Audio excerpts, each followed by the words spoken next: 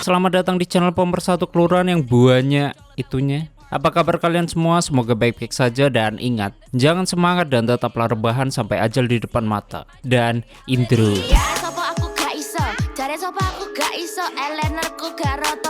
Terus opo makeupku jan uane yes my friend say hi api erai murai kudu whatever you wanna do cipol body shaming.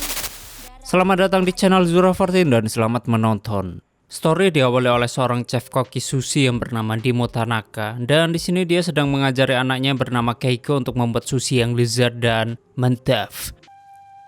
Keiko mengatakan untuk membuat sushi membutuhkan belajar selama 3 tahun. Lalu ayahnya mengajarkan Keiko bela diri karena seni memasak sushi berasal dari bela diri juga.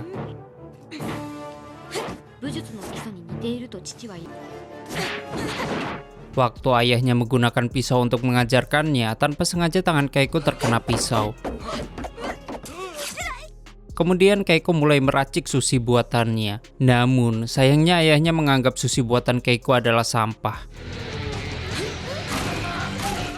Merasa gagal terus dan sakit hati, Keiko pun ngambek. Waktu berjalan, tanpa sengaja Keiko melihat sebuah penginapan resort, dan itu bernama Karinoyu Hotel. Di hotel ini Keiko mendaftar kerja sebagai pelayan, dan ketika baru pertama kali bekerja, Keiko dikerjai oleh 2 pelayan lain yang bernama Maya Mikasa dan Marin Kazue. Akibat hal itu dia ditertawai oleh Maya dan Marin.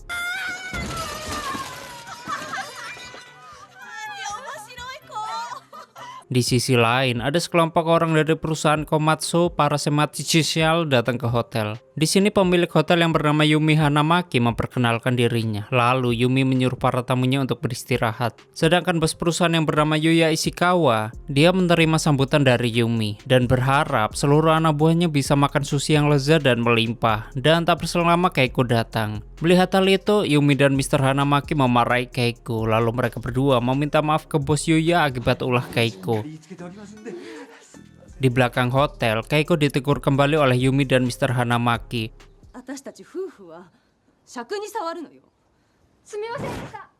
Selesai ditegur, dia bertemu dengan bapak-bapak yang bernama Sawada. Di sini Sawada mencoba menenangkan Keiko dan mengingatkan Keiko agar jangan melakukan kesalahan lagi. Lalu Sawada ceramah, kalau Keiko mau benar dalam bekerja, Keiko harus nyari pekerjaan yang cocok ya dek Keiko. Keiko menjawab, bapak, makasih lo atas infonya. Siap. Tiba-tiba Sawada melihat tangan Keiko dan menganggap kalau Keiko cocok di perikanan duniawi. Di sisi lain, ada 2 pasangan yang baru pertama kali ngedate. Mereka bernama Ayaka Obu dan Yoji. Ayaka sendiri, dia mengajak Yoji untuk pergi ke sumber air panas. Namun di sini Yoji mengeluh kalau perjalanannya terlalu jauh. Dan akibat hal itu, Ayaka dihukum oleh Yoji, yaitu dicipok. Namun ternyata mereka diperhatikan oleh seonggok gembel yang bernama Yamada. Yoji mempermasalahkan kenapa Yamada punya makanan yang mewah yang bernama sushi Susanti. Namun menurut Yamada, dia menemukannya di kotak sampah lalu memakannya. Dan tiba-tiba Yoji menghajar Yamada. Sungguh gak berperi kegembelan duniawi. Akibat hal itu Yamada murka dan mengeluarkan makhluk yang bernama Chumi. Kemudian Chumi itu mengejar Yoji dan Ayaka, yang pada akhirnya Yoji dan Ayaka dibinasakan oleh Chumi tersebut. Di sisi lain, para staf hotel menyiapkan hidangan ke para tamu perusahaan. Kemudian mereka mabuk-mabukan.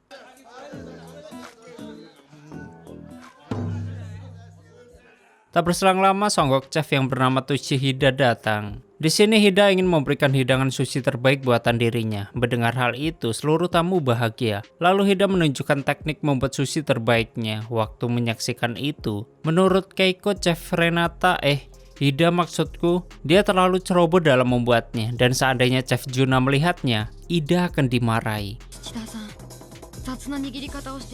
Lalu Miss Enomoto dan Yuya mencicipi sushi buatan Chef Hida. Menurut Yuya, ini merupakan sushi terlezat. Lalu Chef Hida memberikan sushi telur. Melihat sushi telur, Yuya dan yang lainnya tidak menerimanya karena mereka ingin makan ikan segar. Keiko berkata, orang dungu bodoh. Mendengar hal itu, mereka semua langsung memperhatikan Keiko dan menggertak Keiko akibat menghina bos Yuya. Lalu Mr. Hanamaki dan Yumi menyuruh Keiko untuk minta maaf.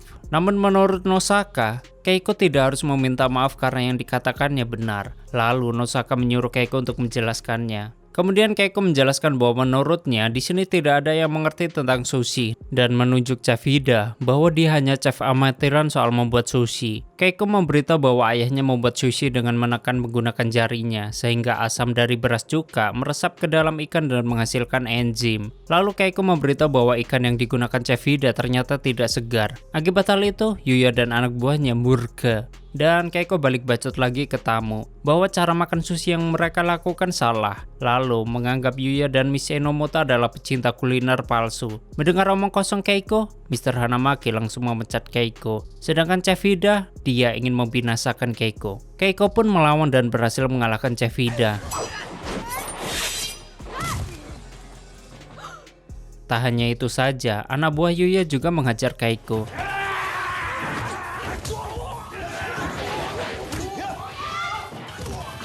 Waktu Kishi ingin menghantam Keiko, tiba-tiba Nosaka menepisnya. Kishi pun berargumen, "Anda di pihak mana, Nosaka?" Namun menurut Nosaka, bila perusahaan yang salah dia berada di pihak sang korban. Dan tiba-tiba Miss Enomoto ingin membunuh Keiko lalu mengejarnya. Waktu Yuya menegur Nosaka, tiba-tiba Yamada muncul dan mencekik Yuya.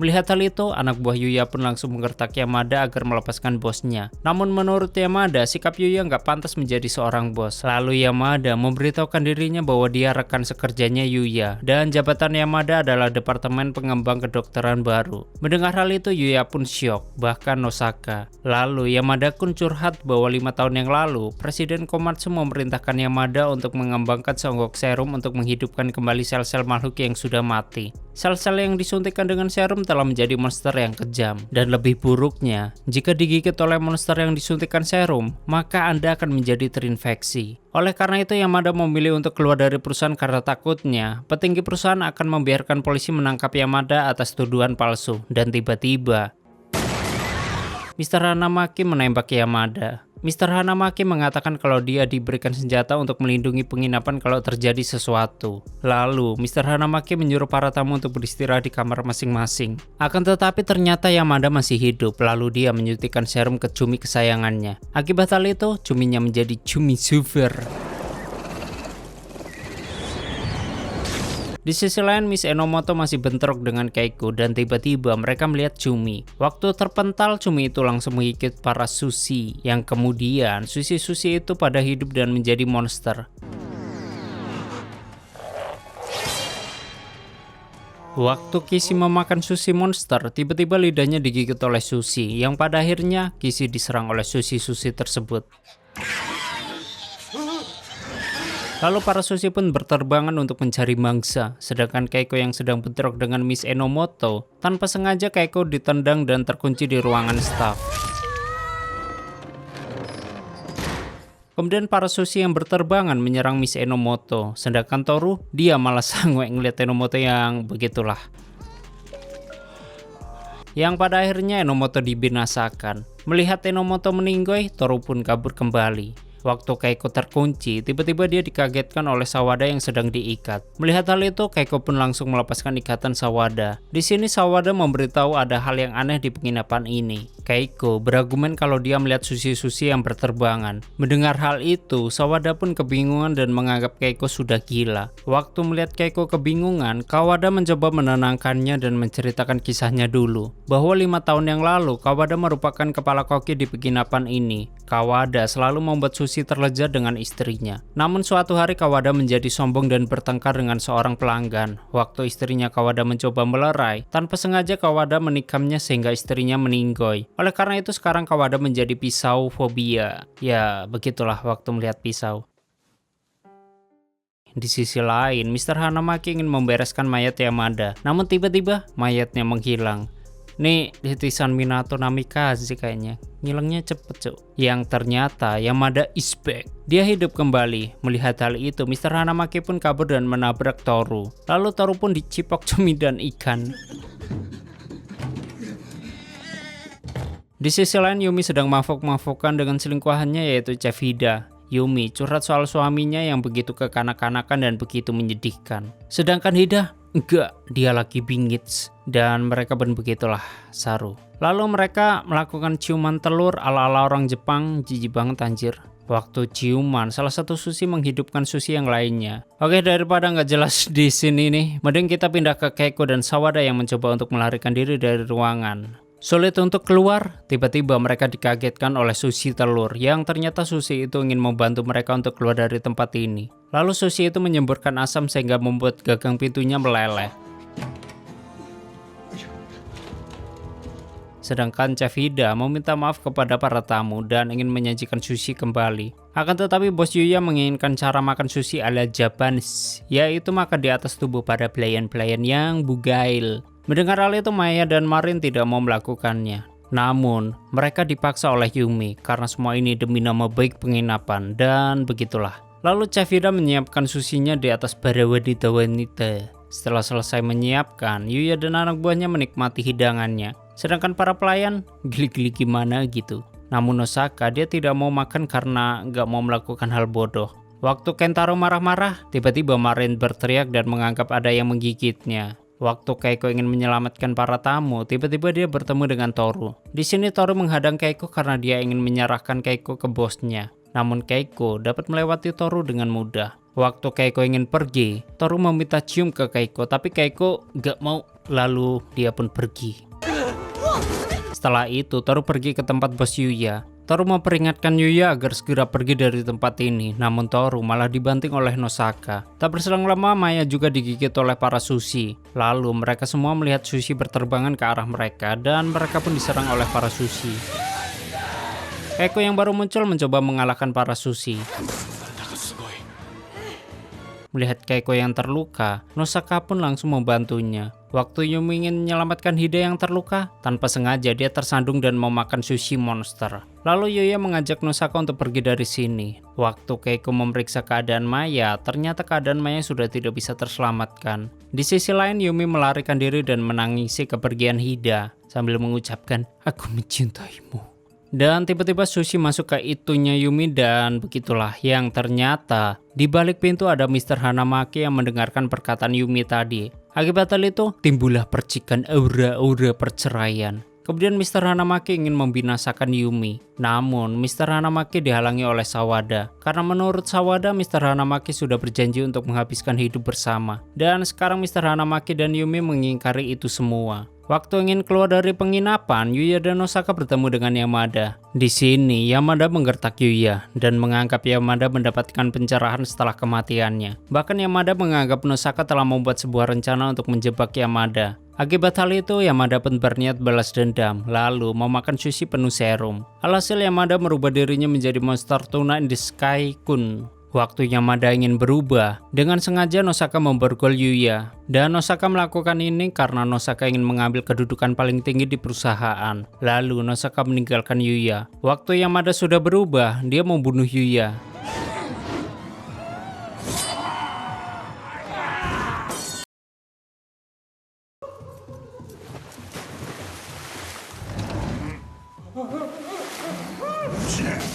Di sisi lain, Keiko dan yang lainnya mencoba melarikan diri. Namun mereka melihat para sushi sedang berkimpai dan menciptakan anak-anak sushi yang banyak.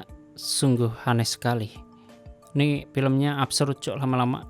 Melihat hal itu mereka pun kebingungan. Namun menurut Egi, Keiko jangan menyerah. Masih banyak jalan ninja yang bisa ditempuh kok. Mendengar hal itu, Keiko pun mengeluarkan kata-kata bijak Mayo teduh. Dan tak berselang lama Sawada datang sambil terkesima dengan perkataan Keiko. Lalu Sawada memeriksa Tanaka yang ternyata dia telah menjadi zombie. Melihat hal itu, Kentaro pun langsung memukulinya. Kemudian zombie yang lain juga datang. Waktu terpojok, Sawada memberitahu Keiko bahwa ada gudang yang jaraknya tak jauh dari sini. Dan Sawada menyuruh Keiko ke tempat itu. Mendengar hal itu, Keiko dan yang lainnya pun pergi ke sana. Waktu berlari, mereka dikejar-kejar oleh sushi terbang yang begitu banyak ipol. Di sini Maya dikerubungi para sushi. Melihat hal itu, Keiko pun khawatir. Namun Maya menyuruh Keiko untuk pergi saja. Waktu Kentaro ingin menghadang salah satu sushi, ternyata sushi ini mengeluarkan jurus keton ajaran dari Sasuke mungkin. Lalu sushi itu masuk ke mulut Kentaro yang pada akhirnya Kentaro meledak. Waktu memasuki gudang, Keiko bertemu dengan Nosaka dan Nosaka masih makan mie gelas rasa kebinasaan. Waktu berbincang gak jelas, tiba-tiba Keiko mendengar suara hentakan. Dan setelah dilihat, ternyata para zombie ingin masuk. Lalu Sawada dan yang lainnya mencoba menghadangnya. Tiba-tiba Yumi memanggil Mr. Hanamaki. Waktu melihat Yumi sudah terkena virus-virus sushi. Melihat Yumi ingin menjadi zombie, Mr. Hanamaki menjadi galau walaupun udah diduain. Yumi pun meminta maaf karena telah mengkhianati cinta sejati Mr. Hanamaki. Mendengar hal itu, Mr. Hanamaki pun memaafkan kebejatan Yumi. Lalu Yumi lari ke gerombolan zombie dan menjadi zombie. Akan tetapi di sini Mr. Hanamaki malah pengen digigit Yumi dan begitulah. Tahu dah. Setelah itu Sawada menutup pintunya dengan papan, namun para sushi masuk melewati celah pintu. Melihat liuk-liuk tarian sushi, Sawada begitu mengaguminya dan itu seperti di dalam mimpi. Namun, tiba-tiba salah satu sushi menggigit Sawada. Di sini Keiko pun langsung mencoba menyelamatkannya. Setelah terlepas, Sawada menjadi galau dan ketika beberapa sushi ingin menyerang lagi, Sawada berteriak hingga membuat para sushi hancur. Yang dalam artian, sushi-sushi itu lemah terhadap suara keras. Akibat hal itu, Keiko mengerti cara mengalahkan para sushi dan mereka berdua sepakat untuk menghancurkan seluruh sushi. Tak berselang lama Yamada datang dan Yamada meminta Sawada dan Keiko untuk menyerahkan Nosaka. Namun menurut Keiko, membunuh orang adalah salah dan menghina sushi salah juga. Nih orang baperan sih baper tapi kok nggak genah ya arahnya. Taulah. Setelah itu Keiko dan Sawada berubah, tapi bukan Kamen Rider. Sawada memberanikan dirinya untuk memegang pisau kembali, sedangkan Keiko gabungin sushi sampai jadi double stick gitu. Lalu Keiko menghajar seluruh para zombie. Waktu menghadapi Hanamaki dan Yumi, mereka berdua mengeluarkan jurus super tete, yang kemudian mereka malah cipokan dan begitulah. Di sisi lain Sawada menaklukkan para sushi dan menjadikan mereka sushi yang higienis dan penuh protein. Setelah berhasil mengalahkan para zombie, tiba-tiba Keiko dilempar oleh Yamada ke sebuah gudang dan mulailah pertempuran Yamada versus Keiko. Siapakah yang menang? Telah pemirsa.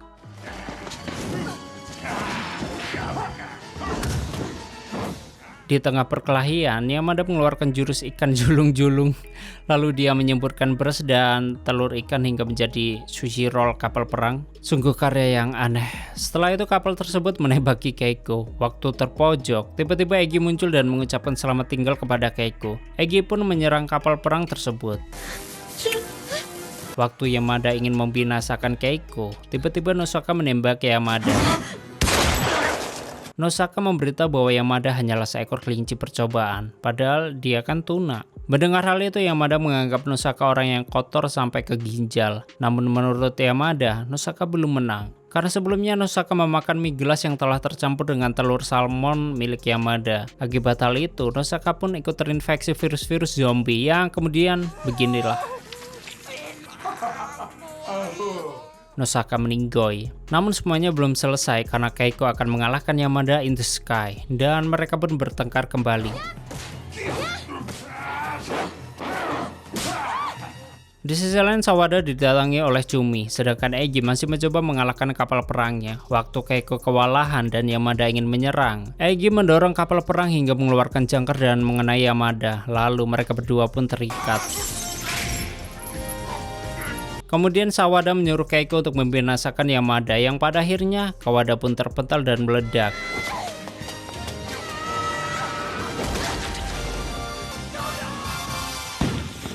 Akibat hal itu Egi pun sudah tak bernyawa lagi. Lalu Keiko mengucapkan terima kasih ke Egi. Setelah itu menemui Sawada. Dan Sawada membuatkan sesuatu ke Keiko, yaitu sushi spesial. Kemudian Keiko mencicipinnya dan rasanya begitulah.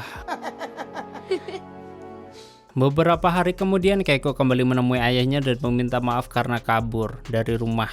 Namun menurut ayahnya dia sudah memaafkan Keiko dan tiba-tiba ada salah satu monster sushi yang belum dibinasakan. Setelah monster itu dibuat sushi sungguhan, Keiko ngomong bijak lagi dan tamat.